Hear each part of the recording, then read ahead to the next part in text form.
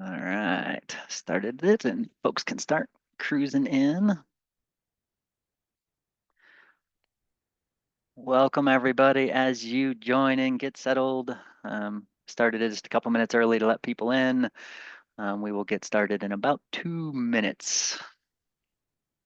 2.2 minutes. Let's make it very exact because that makes us sound scientific and cool. I'm going to time you, Marcus. No, I didn't actually start a timer. Oh no. Make sure we really get started right at the 0.2 mark. The 0.2. Of course, then you have to convert 0.2 minutes to actual seconds. Let's see who all's in, see whose names I recognize. Sandra, hey. Hey, Eric, cool. Yeah, so some logistics notes while we're waiting for folks to filter in. Enough people signed up for this. We were going to just do a Zoom webinar where people could ask questions in voice, but we had a lot of interest, more than we could manage in just normal Zoom sessions. And so we have the webinar chat open. So if you have any questions or comments, you can put them in the chat. If it's a question where you're just like, I can't type all that, totally get it. Let us know. Just put in the chat that you'd like to ask a question in voice. We can come through and click the whole allow to talk button inside the webinar, and you can ask questions in voice as we're going through things. And then another logistics front, we will be recording. We are recording this, and we'll get this one out. The guy who knows how to turn them into YouTube videos is on vacation, David. So it'll probably be a couple days before the recording of this one comes out. But we also have all this stuff in docs, which now that I realize, Alex, that David's on vacation, I'm going to go get the docs from your help guides and put them in at the correct point in time. Cool. Cool. So I think we're at 2.2 minutes from when I said we would get started. Exactly Exactly. 2.2. All right. So to reiterate, we are recording. Put your questions in chat. If you want, you can ask to speak in chat, and I can click the allow to talk button and we'll pull you in. Some of your questions we will answer. I will interrupt and answer if they're appropriate. Otherwise, I will table them to a little later. If I do table them and you're like, he never got to my question, there will be a period at the end. Please ask it again because I'm not intentionally ignoring you. It's just that last time we had a lot of questions flowing in, and I don't want to miss them. So, all right, let's do We some like introduction. questions, though. Yes, Questions we are do. good. They are good. All right, so early access to peer review. It should be on for all of you. We actually were intending to turn it on only for those that requested, but so many people asked that we have enabled it in the background for everyone. It's not super obvious how to get to at this point because it's still early access. So we'll show you how to do that. Be much easier to get to in about 3 weeks when we launch sort of the next version of the configuration screens and such. It'll be much more front and centered. So what we're going to show you today is peer review. We're calling it early access. It is actually full featured, has a ton of stuff in it, but we're really seeking feedback. I can't stress this enough. Question us in this, challenge us in this session, go play with it, question us and challenge us because what we're trying to achieve is an easier to use, easier to manage, better for students peer review. And if there are things that are key that are missing, we need to know that ASAP. If there are things that we thought we made easy that perhaps we didn't, we need to know that. So if you're like, I found XYZ step confusing, let us know. The people I have on the call today, I have Alex, who is going to be running this. She is our instructional designer. She has put together this training. I was originally going to do the training, but she did such an amazing job in the dry run. I'm like, I can't match that. So Alex is going to be running this session today. I'll be manning the chat. I also have with me Andrew. Andrew is our head of product. If there are any deep, nuanced questions that I can't answer, we'll be turning to Andrew for them. And he also is listening for your questions as well, because he's the one that organizes what is next in terms of things. So please ask questions and please give us feedback as we go through this.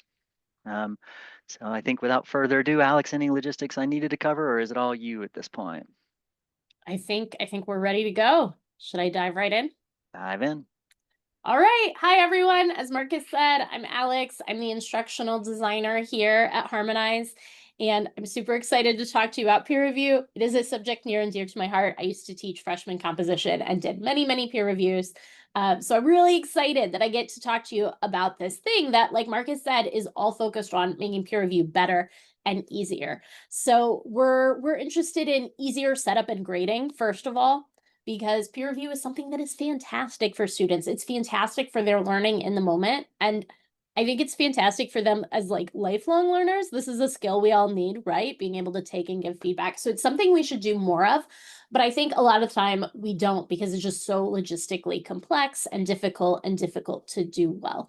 So we've put in place a lot of things that are going to make it easier. We've got auto grading that is based on process completion. So if you just want to grade on, did the student submit their assignment post, their draft? Did they do their peer reviews? Did they do them on time? Did they meet a word count if I set it for the peer reviews? That kind of thing. You can use the auto grading, and then you are free to like go look at their work and see if they actually did what they were supposed to on their drafts, or if someone was doing weird things in their feedback. You can spend your time on that instead of the grading.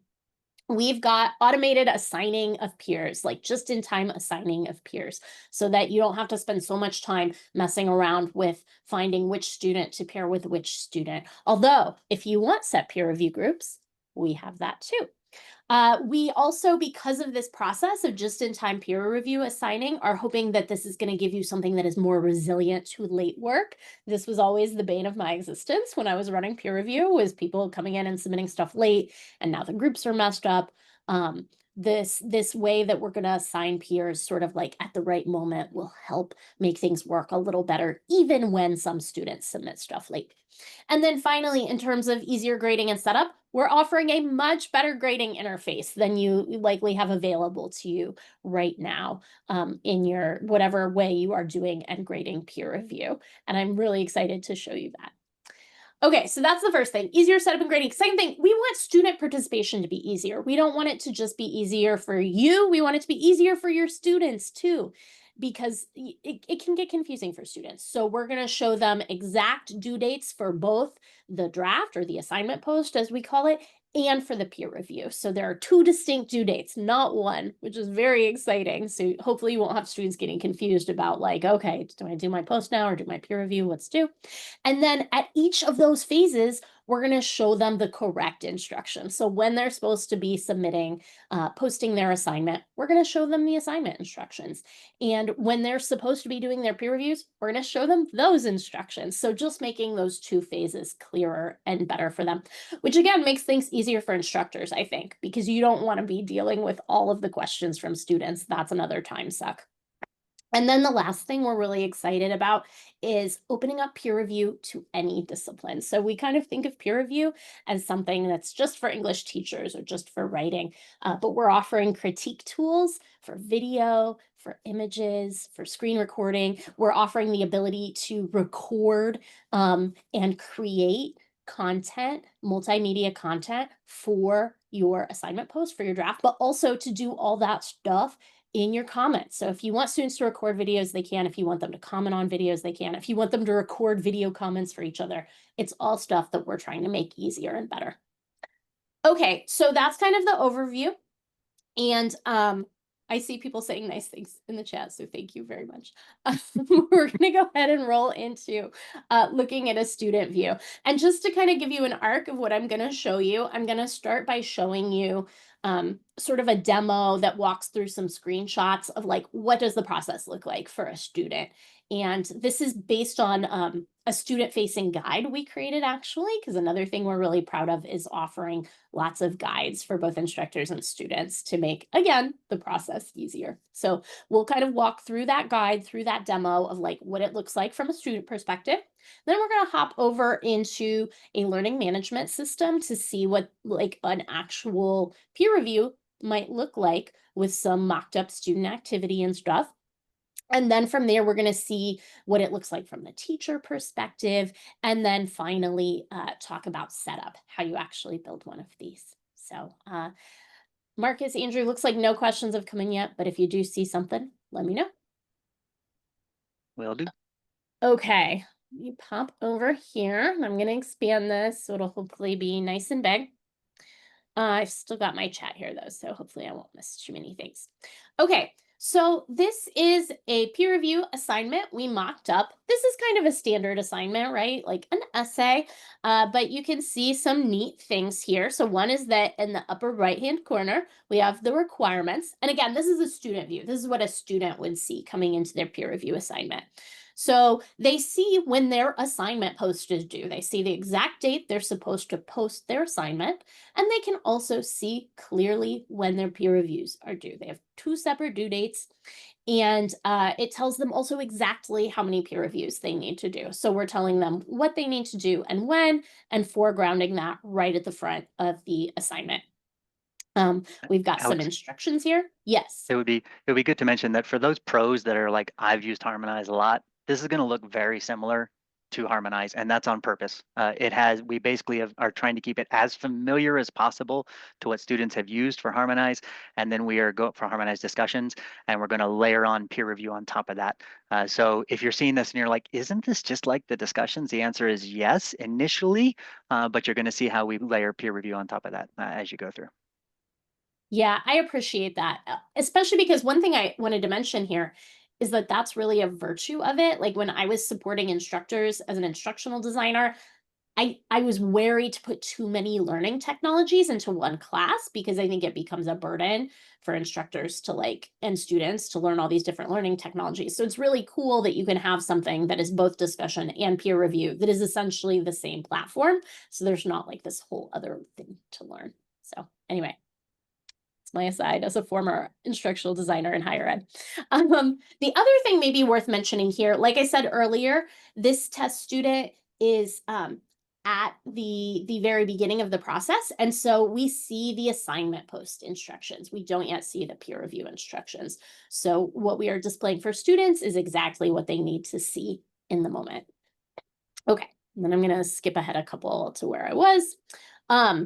We allow you to create rubrics within Harmonize, and we use AI. It's not just you creating it. We kind of help you create it with some AI support, so it'll hopefully go faster. And then that way it's going to be easier for your students to see what the requirements are for that assignment post, and it'll make it easier for them to give each other feedback because they'll know what the grading criteria are and what they need to be focusing on and what you view as excellence. Okay. Other thing to mention here, we do display these assignment post instructions by default, but there is like a little drop down and students can collapse or expand if they want to. All right, so scrolling down a little bit, we will see where we can actually post our assignment. So once we know what we're doing and when it's due, we can post our assignment. So I'm Teresa. I'm going to create my assignment post. I begin by typing a subject. I'm just going to call it my draft, and then it's ready to go for my assignment. So there are a few different ways you can submit work for peer review with Harmonize. One is to just attach files. And if your students do that, they're going to come down to this add media and files row, and they can drag and drop files here, or they can click to browse and go find them. And this is what you would do if your students, or this is what your students would do if they were submitting, I don't know, like Word documents or PowerPoint slides, or if they recorded videos somewhere else, or if they drew images, basically anything they want to attach or upload, this is where they would do that. We also have a text box. And so if you want, your students can draft their assignment submissions right within this text box. There are a couple of cool features with this text box. One is that you can put a minimum word count on it. And another is that stuff put in this text box can be sent to Turnitin, which is pretty handy, depending if your school has it.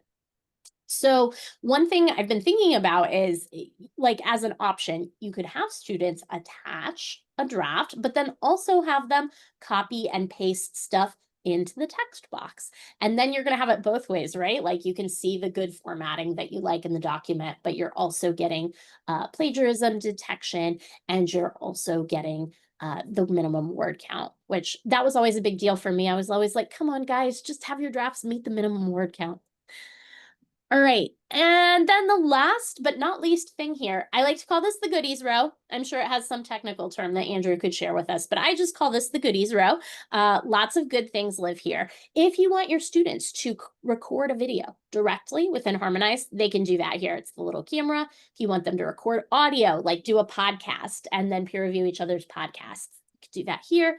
If you want them to do a screen recording, so they can record their screen and do a presentation, or like if you would want them to record a screen and have them talk about their draft, like these are all things they can do here. All right, so in this example, I'm just going to attach a document, and once I've attached it, I can see that it went in. Yay! And then there's one other really cool thing I can do before I publish my assignment. And this is something that's totally optional. You don't have to do this if you don't want to, but we do offer what we call AI feedback or AI coaching.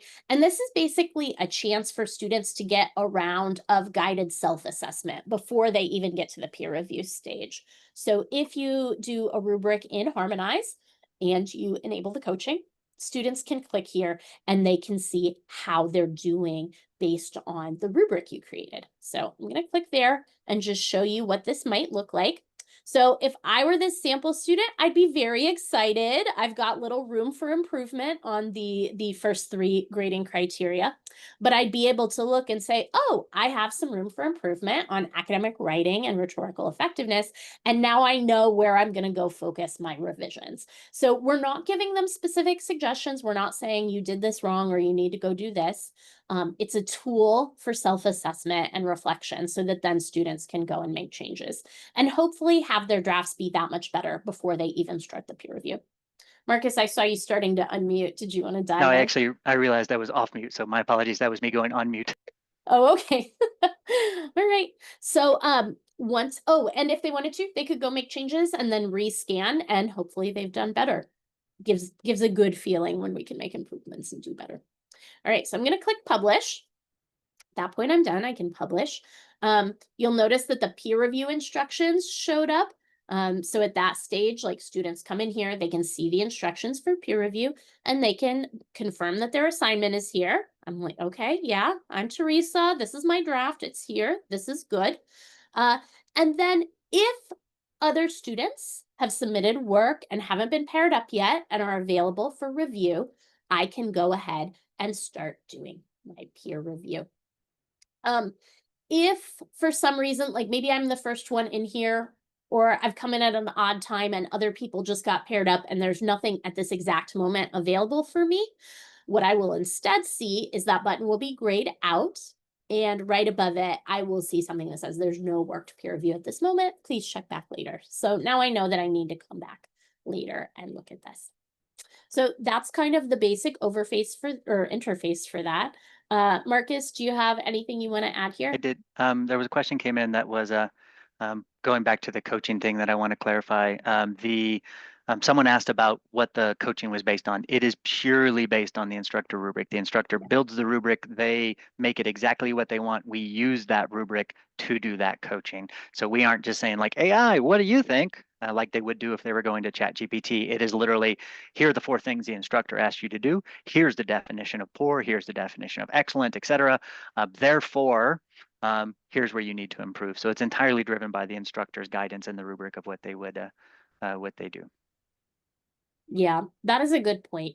The other thing I'll say about that too is I love this from the perspective of writing instructors. One thing to note is that the AI coach only works on text, either in that text box or in attachments, but it only works on text. But it's essentially giving them real-time writing feedback, which is so valuable. And like ChatGPT can do that, but then they're in ChatGPT, and we know that ChatGPT will just like write it for them. And so I love that it's giving them that real-time writing feedback, but with guardrails so that they can use it in an appropriate way. And I see questions pouring in. Were any of these worth sort of addressing here? They're all about the assignment mechanism. I think I'm reviewing them all right now. So when you get to the point of, we talk about that just in time. Actually, now you're going to go to that next, right? You're going to talk about the start peer review. Well, I had kind of just talked about it, so maybe this is the right moment. Okay, Are so people yeah, talking about groups and things yeah, like yeah. this? So So let's talk about how we assign peer reviews and when we assign peer reviews. So to start with, the default is anybody in the class can review anyone in the class. And when the student clicks start peer review, indicating that they are ready to begin reviewing someone's work, we will pluck someone from that group, whoever needs the reviews the most, and we will hand them to that student. And now they are assigned to that student to actually work with. The benefit of this is, let's say I came in and did my work, I turned it in, I came in and I clicked start peer review. If Bobby was late and everyone else has one review except for Bobby, we pluck Bobby out of the pool and we hand it to the student. So now Bobby was the next one to get a review. That way we can sort of balance out who's getting reviews by who needs them most. However, there are times when you want to be able to group students according to what you're doing in the rest of your class. We base that, if your LMS supports it, so Blackboard and Canvas, we'll talk about the other two in a second, create student groups and use those student groups. So if you have a set of groups, you're like, I'm peering these 3 people together for group work in modules 1, 3, and 7, and now we're doing peer review in 8. Use that student group and we will handle it in the same way. When you click start peer review, we will look at your group and we will say, Bobby in this group has its work done, go ahead and review it. So you can control how you want to do the grouping as well. So it's not always everybody can review everyone type of thing as well. To Jill, you had a suggestion about could we put them on a wait list? We are hesitant to put them on a wait list because we really want to be handing them out as soon as the student is ready to complete the peer review. So it's really a come back, do your peer reviews. We will notify them that they haven't done their peer review and they should come back in and check. But we won't put them on a wait list and hold that person, because as soon as you start holding people, you interfere with the balancing of peer reviews as well. But it is assigning them not randomly, but it is assigning them based on who has the fewest reviews and therefore needs the reviews. We're not trying to do an assessment of who they are and sort of intellectually match them up as well. Let me see, Andrew, there were a bunch of questions came in on the reviewing process. Did I cover all of them? Do you see anything I need to address in that chat? There was one about a final assignment, and I think that has more to do with like course structure, like how a peer review would also flow into a final assignment. So I imagine that'll be a topic for later. Yeah, we'll cover that. And to Marissa's question, it does mandate that they submit their draft before they review someone. So you will not even see the start peer review button until you've turned in your work, because we don't want to, I don't say dirty, we don't want to bias their assignment by having seen other people's assignments. So they cannot see other people's assignments until they've submitted theirs. They cannot edit theirs once they've seen someone else's. And then when they go into the start peer review process, once we assign them, they can't give that student back and be like, didn't like that one. They are assigned to review that student, so they can't sort of flip through and pick and choose. Yeah. And I think I understand what you're saying, Jenny. You're pointing out like the rubric for this is the assignment rubric. And the reason for that is so that students can get coaching on it and so that the peers can see how to evaluate each other. But then if you're in Canvas, you can attach a totally different rubric if you want to grade with. If you're in another LMS, you can kind of ignore the rubric and just grade them on completion. You can use the auto grading to grade for completion, because then, yes, our assumption is basically that the final assignment is something you will probably go grade elsewhere, hopefully in a different like Harmonize assignment, because as we're going to discuss in a minute, you can now do assignments in Harmonize. But hopefully that makes sense. And yeah, yes, the peers are not going to be grading each other. This is not a peer review system where like I give Bobby a 57 and now I failed Bobby. It's not like that. So good question. All right, I'm going to keep rolling and let other questions get answered in the chat or held until later. I want to dive into what this looks like in the learning management system. So I'm going to exit out of here. And we've got an example set up. Of course, I failed to go into my test student right before this. So let me pop over. I'm going to go be a test student and show you what this looks like. I choose to be Laverne. Laverne is my favorite one of our fake students. So I'm going to show you what this looks like from a student perspective. Laverne in her assignment has already posted her assignment. And now Laverne is going to go in and complete her peer review. She's actually done one peer review already, and she's working on her second. So I, as Laverne, if I come up here, I can see, oh, my post is complete. I posted my assignment. Oh, one of my peer reviews is complete, but I've still got one more to do. So if I come Can down you- here, Can you pop out a canvas for those that are not in Canvas? yeah, let me pop out of Canvas. That's a great idea. And that way this will just be basically what everyone will see, regardless of what learning management system they're in. Notice too that the peer review instructions are what is facing up at this phase, although I could close them and look at the assignment instructions if I wanted to. All right, so I'm Laverne. I can see that my assignment is here. Ooh, my assignment got reviews. If I want to, I can go see those reviews at this point. I, as Laverne, have posted a ton of stuff just because we wanted to model for you all the kind of stuff you can do. And then down here, I've got a review from Anonymous Dove. So by default, people cannot see who is reviewing their work, although you can change that if you want to. And I can see what he or she has said about my work. I can see their annotations they left on my work. It's great. If I want to, I can even reply to them. I can click reply. I can say, like, I have a question about. So one of the things, I should have mentioned this at the beginning probably, but one of the things we really wanted to do with peer review was make it more of a conversation. So it doesn't just have to be, boom, here's my assignment post, boom, here's my review, done. It can actually be a conversation where students have some back and forth and get notified if someone has replied to them. All right. So I'm going to hop back here though and take a look at my peer reviews. My review for Teresa is done, but I've got this other review here started and I'm not done yet. I'm going to click continue peer review and hop in and show you guys the different tools I have available to me as I'm reviewing work. So coming down, the first thing I'm going to point to is this text box. I have a place where I can just type or copy and paste a comment for the student I am reviewing. By default, there is a word count minimum on this of 200 words. You can change that. You can dial it up or down or get rid of it. But we did some research, and in the research, one thing that came up again and again is that length of comment is what is most strongly correlated with quality peer review. That sounds very reductive and silly, but it actually makes a lot of sense because longer comments are more detailed, more specific. It takes time and space to develop a polite and professional tone and make constructive suggestions for improvement. So there's a word count minimum there. And I believe, Marcus, it won't even let them post if they don't meet it, right? Like they have Correct. to meet it. Yeah, so they have to meet it to post their feedback, which is kind of cool. They can record a video comment. So like I can look at all this work and record a video and say, hey, fellow student, here's what I liked. Here's what you need to work on.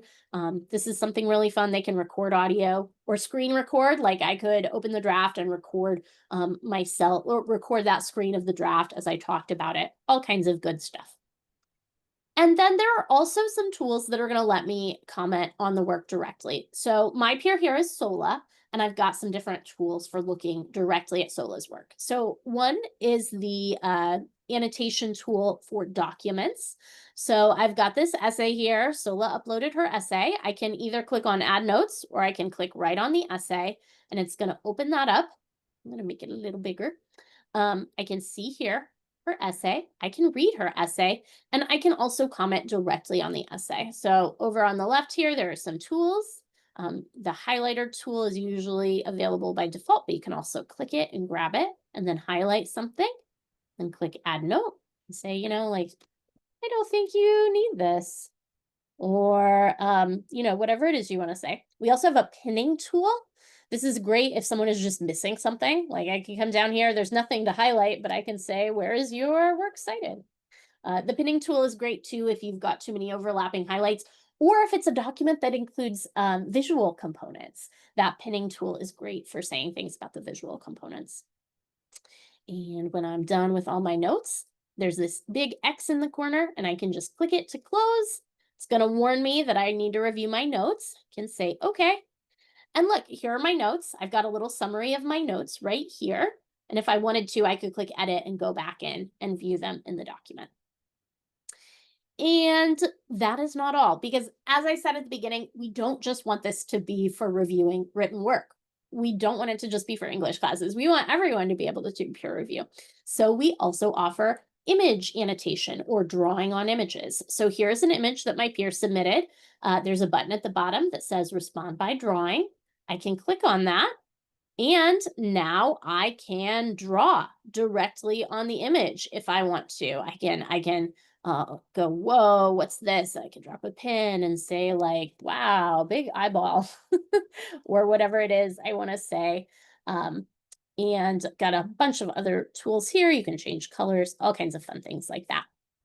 The other thing that I want to highlight here is that we allow for timestamped video feedback.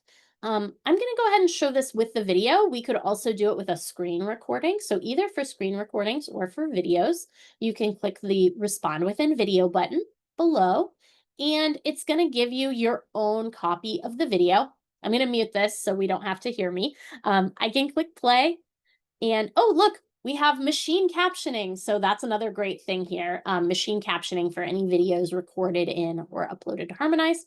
When I see something I want to comment on, I can just click respond. It's going to pause the video and I can say like, oh, great opening.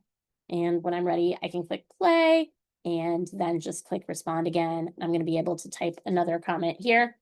And I can even draw on these slides if I want to. I've got all the same tools that I had available to me with the images, like, so I can draw directly on video stills. I think that covers it. Marcus, was there anything else that I needed to say about this, or are there any questions from the chat we should address? No, did you do the screen share one already, or is that just? I can do the screen share one. So the screen share one, we similarly click respond within video. And we're going to be able to, whoops, let me mute that. We're going to be able to click play. And if we pause, or we don't have to pause, we can just click respond. And we can drop a pin right on here and say like, I like how you included this image in your slide. Yeah, the only reason I asked to show this one as well is that the drawing tools and the pin dropping tools make more sense when there's content other than a talking head. So if That's a good point. if your communication folks are doing presentations and you want to draw on the slide and be like too much text, you can do so. Oh yeah, we have one of those in here. This is There, where yeah, we can click yeah. respond and say like, wow, text overload. Yeah, so great for communication folks, or just any class where you'd want someone to do a presentation, really. Good point.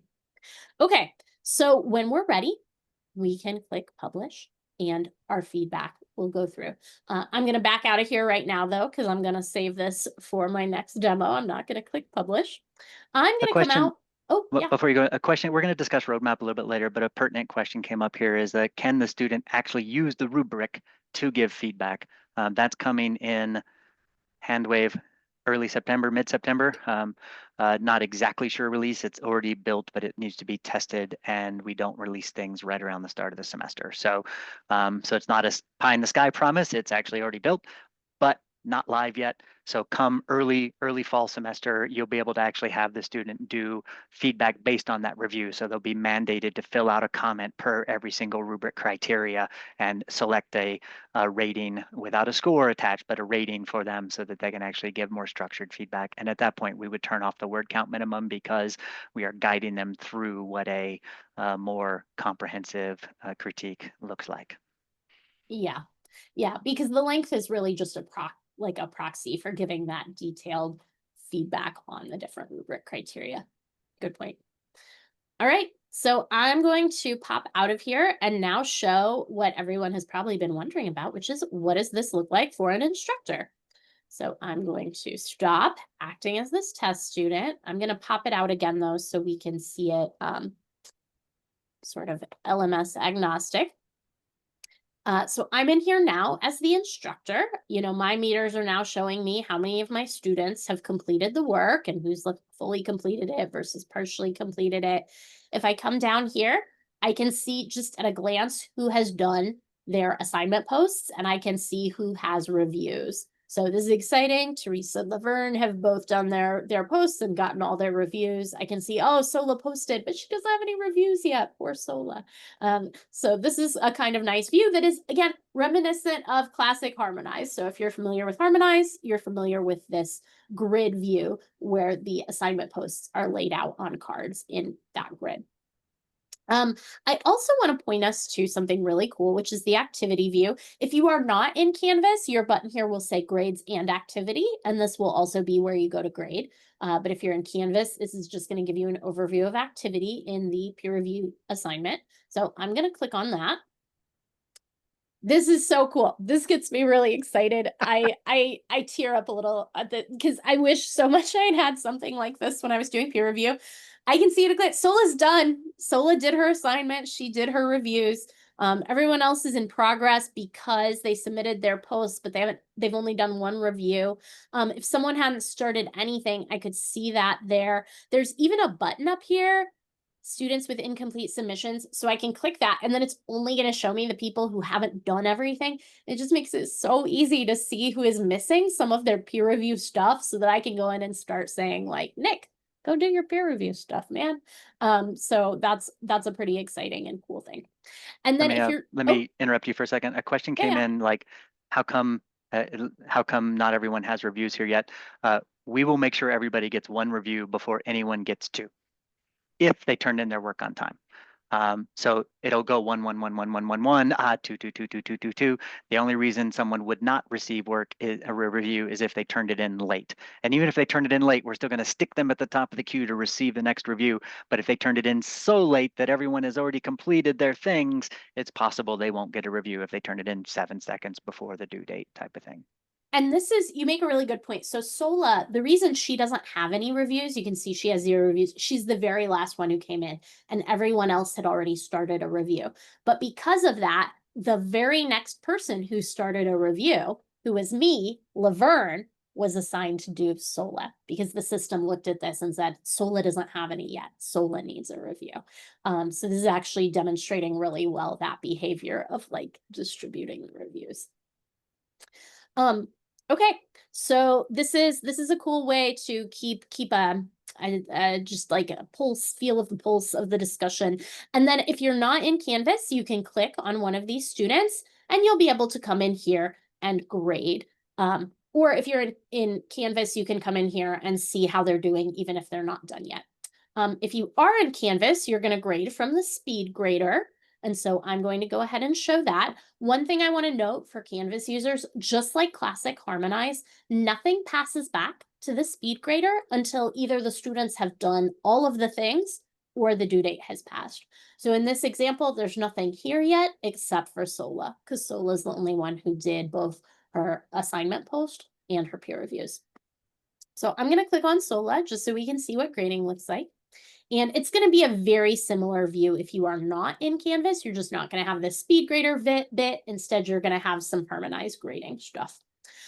So here I can see that Sola did her post, that she did her peer reviews. If she didn't or did them late or something, I would see details about that.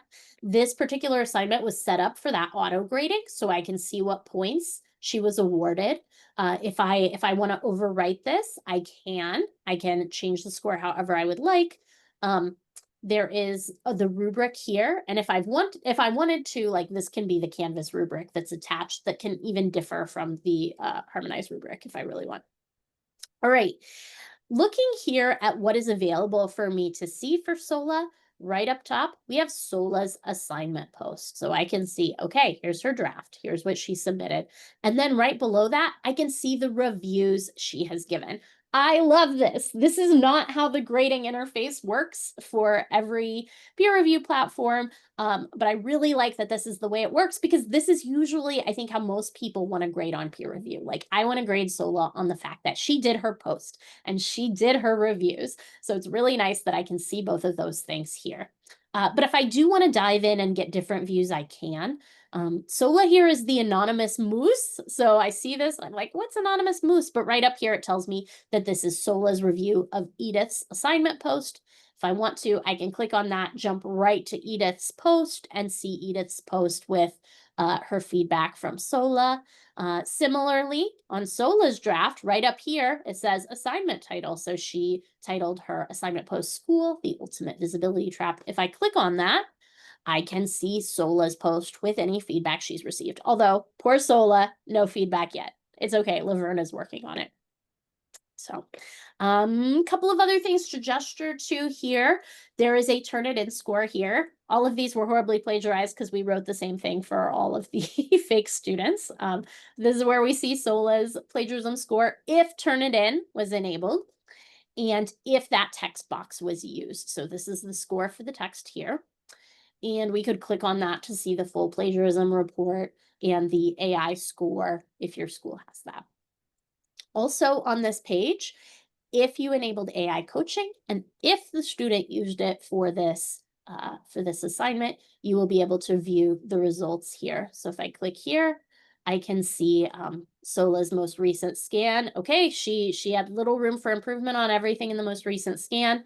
I can click previous scan and see, oh, she improved it. Like before this, she was at some room for improvement. She revised, made changes, made it better. Good stuff. So that is the grading. Is there anything I missed here with grading, Marcus, or anything from the chat that we want to address in the whole group? I think I've addressed everything in the You've chat. They were addressed coming in. everything. Okay. They were coming in hot and heavy. Andrew, did I miss any that you saw come through? No, I think we got caught up with everything. Yeah, there's a lot of anxiety over like, will that algorithm of assigning people balance Yep. them correctly? We've done enormous amounts of work to make sure it does. The key is because we only assign work when work is available and when the student is ready to start, we can stall out and tell people, chill, come back in a bit because work's not ready yet. SOLA hasn't submitted her work. And then she can come back in and see it. And we will automatically remind students as the deadlines approach. As you go through. And so it depends on how you've assigned them. The only way to manually assign is to put them into groups, Judy. So if you did want to do pairs, you could put them in groups of 2. If you did want to assign them, you can put them in groups of 3 so you know they're reviewing each other. When you make those groups smaller, you are more susceptible to students having to enter a wait period for the work to be ready as the only negative to that, but that should be expected as well. Yeah, because like if I assign a group of 3 people and one person hasn't done their draft yet, the other people are going to have to wait. That's just how it works. But like one of the cool things about that is that you can just like assign them to a group. Like the manual assign can be cool, but for manual assign to work, like if it's me and Marcus and Andrew in a lot of platforms, I would have to go in and say, Andrew, I want you to review Marcus and Alex. Alex, I want you to review Marcus and Andrew. Marcus, I want you to review Alex and Andrew. And it's a lot of fiddly configuring. The way this system is working, you can just say, I want Marcus, Andrew, and Alex peer reviewing each other. And boom, that peer review group is made. So there are some advantages to this, even if we don't have the manual assign. Alex, I apologize if I missed it. Did you note what we show if a student tried their best to do everything and they just ran out of work to go and do the reviews? We don't have that mock-up. I don't know if Okay. as I'm going forward and showing setup, maybe you could pull up that. I don't know if you could find one of our screenshots to show the group. Let's just describe it instead. Okay. If you're looking at this view, let's say I tried to do my reviews. Nobody's work was ready. I tried, and everybody was late and I couldn't get my work done. We will show you that in the grading interface. We will say, hey, they tried. They came in on X date. There was nothing to review. It's not their fault, perhaps. Take that into consideration when you're grading them. And so it will show you that front and center in the grading interface that they gave it their best shot, but did not have work to review. And I forget the exact wording of it, but it's something trying to get at they came in, X number of times, most latest on Tuesday, and yeah, didn't happen. And it'll show up right at the top here, right? Andrew, I don't remember where we put it. Do you remember? Yeah, Maybe. Don't quote me on it, but I think we put it at the top to make sure that it's obvious that it can't be missed. So, but yeah, Alex, I'll work on getting you a screenshot of that. Cool. Awesome. Yeah, that would be good to incorporate into the instructor grading guide, honestly, because it's important to note. Totally. Thank you guys for these questions, by the way. We love the questions. It helps us know what people care about, and we know you're listening. So all good. Okay, so now we're at the fun part of this, which is that if you'd like, you can actually build something. So if you have a sandbox course or a play site or just a place in your learning management system where you would like to build, now is the time we can build. Because this is a mixed group, I'm not going to show in detail the setup in the LMS, but basically you just start by creating a harmonized component in your learning management system the way you normally would. So for Canvas, I'm going to come to modules. You could also do this from assignments, but I'm going to do it in modules. I'm going to click plus on my module, make sure I'm in assignments, click create assignment. I'm going to call this peer review unit 1 or something like that. Click add item. And I'm going to open it on up. So I'm speeding through this a little bit only because I know it's not the same process for everyone. But basically you're doing whatever you would normally do to create a harmonized component of some sort in your class. Next, I'm going to, in Canvas, come to edit. And then I think in every LMS, at some point, you're going to set the points on the learning management system side for the assignment. And then in most learning management systems, you will also set the due date. I think Moodle is the one exception here.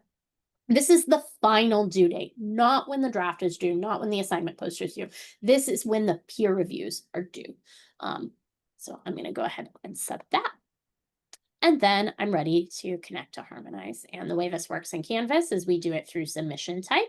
We change no submission to external tool. There's a find button. We click on the find button, scroll down to the H's and click on Harmonize. And then this part's going to be the same for everyone. Once you've done whatever you do to add a harmonized component, you will get this screen. In a little bit, I think September-ish, sometime. August. Oh, even sooner. Exciting. In August, there will be a thing here that literally says peer review. You'll click on it and then you will get a wizard that kind of walks you through. But right now it's early access. And so it's a little bit different, and we're kind of configuring it off of assignments for right now. So what you will do right now, if you want to build something this very moment, you will click on assignment. And by the way, this is all doing double duty, because if you want to use Harmonize to just create an assignment, this is how you would also do that. So if you've loved the tools and said, oh, I want my students to do an assignment in Harmonize, this is the way you would do it. So I'm going to click on assignment. Oh, for those that aren't following along in the chat, I'm putting guides out and we will follow up an email that cover all of these steps for you, because there's a lot she's covering and a lot of ground to cover. We're putting all of those out directly into the interface so you can see the guides there, as well as we'll send them out an email to you folks so you can find them as well. And it'll walk you through all of this, how to grade, how to monitor, what the students see, how to set these things up. Yeah, and it even shows you how to set it up in every LMS. So hopefully everything you need will be in that create a peer review assignment guide. I'm going to go ahead and click select. I'm not going to load in a new tab in Canvas. I'm going to load in the same tab, click select, and click save. And then where I'm going to end up is the editor. And you know, in August, you will have a wizard available both assignments and for peer review that'll kind of walk you through setup. But even then, if you wanted to configure advanced settings, or if you clicked on edit after setting something up, this is where you would be. So it's still good to know how to use the editor. So for your assignment or your peer review assignment, if you have instructions, you can put them right here. You've got all the tools available, the drag and drop files, the goodies row. If you don't have instructions yet and you want a little help drafting those, you can. We have a prompt generator where AI helps you a little bit. So I'm going to click on generate prompt just for this demo. I'm going to do, my students are studying film analysis and we watched The Wild Robot. You know, I want them to analyze something like that. I can put learning objectives here if I want to for the assignment. This is a really important area. We kind of gloss over this with discussions, the complexity level, and that's because most discussions happen at this apply knowledge level of complexity. But for assignments and peer review, you're probably, they could occur at all different. They could occur at any complexity level, but they're maybe a little more likely actually to occur at higher complexity levels. So I'm going to click change. And if I want to, I can make this a complexity level 4, which is analyzing information. I'm asking them to do something analytical, so I'm probably going to pick that. but I could dial up to evaluate or create new work. If you're a Bloom's taxonomy fan, you recognize these. If not, we just think about it as like, how complicated is this thing I'm asking them to do? And we have all new prompts at all of these levels that are going to give you things that are hopefully useful and interesting for your assignments and for your peer review. So I'm going to click update. Then I'm going to click generate instructions. And it's going to give me something. Maybe I'll like it, maybe I won't. I can review it. I can generate a new thing, whatever I want to do. Let's see. Ooh, a reflective analysis. Oh, I like this. This is good. But if I didn't like this, I could click generate something different and get something different. You can use the suggest improvements area to ask it to do something different if you want to. Ooh, that one's interesting too. These are all interesting. I'm going to pick the first one though. I'm going to click review and edit this. Please review the instructions carefully. The AI, I like to say, is a well-meaning but error-prone assistant. Make sure it says what you want it to. And then we are ready to move right along. If you want to do a rubric and you don't have one yet, you can generate focus areas, which are like the grading criteria for the assignment. It's going to generate 4 focus areas.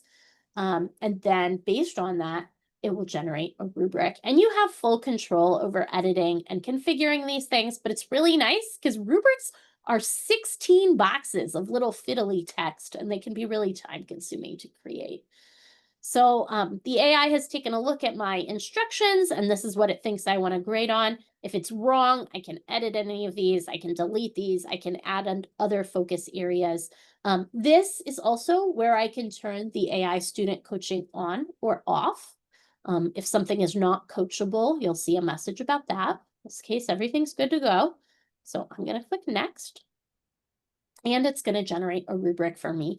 And again, I have full control over that rubric. I can click on any of these pencil icons to edit a row. I can click on the spinny arrows to regenerate. If I hate everything, I can go back and update my focus areas and try again. So these are all options. When I'm ready, I can click save. All right, so I've got an assignment. I've got a rubric. If I just wanted to do an assignment and I did not want to do peer review, I could be done at this point. It could be all done, but I am going to show you what it will look like if we set up peer review. So coming up to these tabs, well, I said we could be all done. You should probably look at assignment settings, even if you're doing an assignment. So let's look at assignment settings first. On the assignment settings tab, this is where you can decide whether or not you want anything typed in that text box sent to turn it in. You can control here the time limits for video and audio and screen recording. You can control language. So if you have your students doing presentations in another language and you want them to have the captioning be correct, you can change that here. All right, so that's everything you would want to set for an assignment.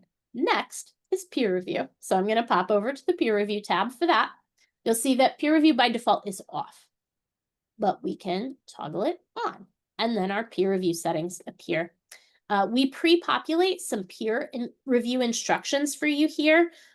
We tried to make these as good as they could be. You can use them if you want to. You can modify them. You can delete them and put in your own. Do whatever you want.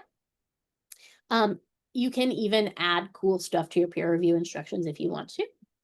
By default, peer review is anonymous. By default, any student can be assigned to another student. By default, students get to refuse. There are a lot of things that are defaults here. And if you like the defaults, you can just leave it be. You don't even have to come to this tab, but you can come to this tab if you want to configure these things. If you are in Canvas, you can choose for students to only be paired with other students in their same section. If you're in Blackboard or Canvas, you can choose for students to be in groups. So if you wanted to put them in just pairs or you wanted to put them in groups of 3, that is how you would do that. And coming soon, maybe before spring, we are hoping to have groups available for the other LMSs as well. Did I say that correctly, Marcus? You did. If anyone is doing D2L or Moodle, can you put out in the chat just so we know to address concerns around your LMS? Just let me know in the chat if you are using one of those 2. Good call. And then, yeah, number of reviews can be dialed up or down. The last thing to point to here is the milestone due dates and auto grading tab. If we click on that, we can see that auto grading is on by default. So we assume you want it auto graded. We assume you just want it to be graded for completion and process, and that then you go in and actually sort of, find the students who are struggling and help them. But if you want to, you can turn that off. This is also where you can adjust word count minimums. There's that 200 word count minimum for reviews. You can change that. This is where you could also enforce a word count minimum on that text box field. You can change how many points are given to each half of the task. So by default, we just split them evenly. But if you want the draft, the assignment post to be worth more, you can make it worth more. If you want the peer review to be worth more, you can make that worth more. By default, we have the assignment post due 4 days before the peer review, but you can make that longer or shorter, however you want it to be. I think that covers everything that needs to be covered on this tab. And then when you're ready, you would click publish. So this takes us to a very natural stopping point. Look, Marcus, there's a whole 6 minutes left. You tightened it up great. I tightened it up great. Last So if any, time we ran this session, we were like 15 minutes over. So well, we still have questions to talk about and talking Ah. about what's coming next. So we could True. still run over. We'll try true. not to, guys. But yeah, Marcus, do you want to go to what's coming next, or do you want to turn to some of the questions in the chat? I think we've covered most of the questions. So either Andrew, let me know if that's not true, and or if your question didn't get answered, put it out. I am going to put a link in the chat for signing up for release notes because that's the wrong URL. I did it again. 2 seconds. Ignore that one. I actually have to send you this URL. This is where you'll find out about things coming up next. So in terms of what we know we need to work on, the very next thing we're releasing is making a wizard, like Alex said, coming this August, for basically allowing you to express like 3 things about peer review, and Shazam, it's all set up. Still go into these settings that she was sharing with you to be able to configure anything you didn't like as the defaults, etc. But you'll be able to answer a few questions during the wizard and everything will be configured. So that's coming in August, as well as making peer review a top level thing you can select so that we set up the defaults with just 1 click for you. So that's coming. The very next thing we are working on is the ability to actually use the rubric to, if you want to, I will say assess, but to review each other's work. Pick an item on the rubric, fill it out, go from there.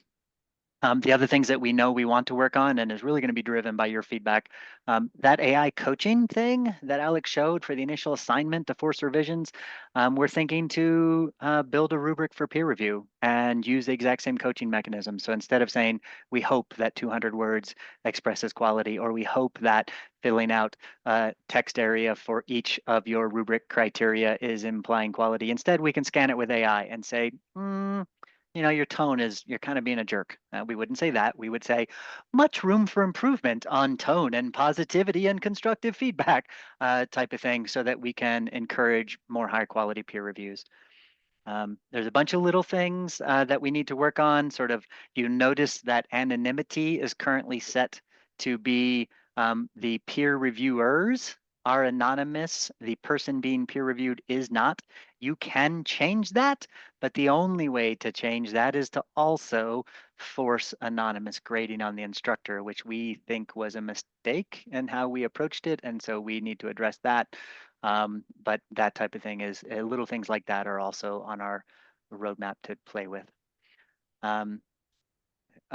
Unrelated to peer review, we're actually, if you're a communications professor wanting to do peer review, you'll notice the screen share was just the screen they were sharing. We're going to put the little talking head in there. We got a sneak peek of it yesterday. It's freaking awesome. So nice work, Andrew and team, on that. That's not coming out till, I think, September sometime as well. But sign up for the release notes. I put it into the chat here so that you can get notified when these things come out.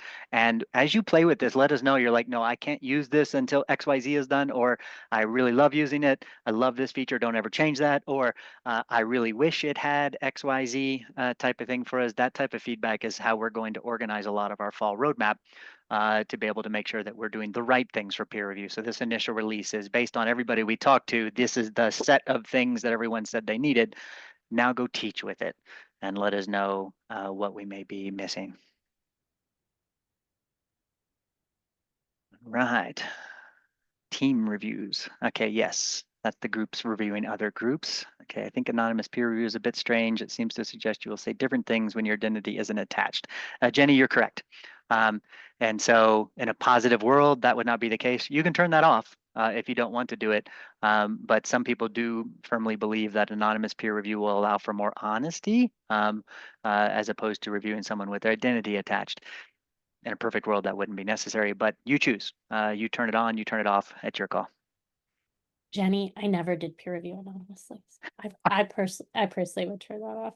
But when we were researching this, it seemed like the default a lot of people wanted was anonymous. But you were Yeah, totally Alex, welcome to turn it when off. you lean in and whisper it, they all can hear you.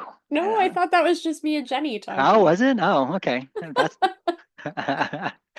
yeah. So it's very true. Like some people only use anonymous because they don't trust the students, and I don't trust. I would be on the anonymous side because Constance is with you, Marcus. So you Yeah, can so speak I would be- conspiratorially with Constance if you would Constance, like. I would leave it turned on because I don't trust the students to be totally objective.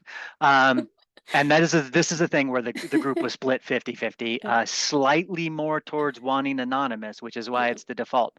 But there are definitely two sides to that coin. Anytime there's two sides to a coin, we're going to give you the option. We will pick the default as the more prevalent option in research, what we find in research and what we talk to people about. And Marcus, is that going to be one of the things in the wizard? I don't think so. It's not. Okay. They can still always go Andrew? change it. Then go Right change it, but now, yeah, right now it's not planned to be something in the wizard, but if we receive feedback that that's one of those things that keeps forcing people that they keep going back and forth on what they like, then we may consider adding it to the wizard. Mary made a good point in chat too. On my side, for anonymous review, sometimes there's sensitive topics being discussed. And so putting it into full anonymous mode allows the discussion of sensitive topics without violating the privacy. So that would be a full anonymous, like anonymous reviewer and reviewee side of the equation as well. Good point. Other questions for us? I know we should have a pedagogy hour, Jenny. Harmonized pedagogy hour. First discussion, how to pronounce pedagogy, and is it andragogy or andragogy? Anyway, in terms of feedback, we will be sending out emails asking for feedback. You all signed up for the early release. You'll get an email or two from us being like, please tell us how it went. You also can send all questions at any point to support@harmonizelearning.com. We're all on that list. Andrew's on it, Alex is on it, I'm on it. I put all the guides in there. We'll send those out an email after the fact. You'll get this recording in a couple days when David's back and does his magic to turn it into a YouTube video for y'all as well. And yeah, there were some great questions in the chat. Y'all care a lot, which is fantastic. I love it. So keep them coming and let us go with it. And Angela, you can start using it today if you wanted. So yes, for August, you could do everything we showed you today is available today. The rubric scoring will not be there until really early in fall, September. So if your peer review in your fall class doesn't happen until week 2 or 3 or 4 or 5, you should be fine as well if that's something you wanted to do. But everything we showed you today is there today. So when any class that starts after today or has a peer review in it during the summer after today, you can do it. Awesome. We only called this early access because we didn't have the wizard done. So it's a little harder to set up, and we didn't have the rubric scoring done. And we really wanted those two to be totally complete in terms of what people needed. So we labeled this early access as like we know it's 95% of the way there, but we wanted it in time for you to play with it before your fall classes begin, so that you can build it in, work with it, be comfortable with it, to know, okay, here's what it is and here's what it does. Awesome. Only 2 minutes over. We did better this time, Alex, than we did last time. All right. Thanks, everybody. Hit us up with questions, and we will talk soon. Thanks for the kind words, Cassandra. All right. I'm going to stop recording. We'll hang out for a few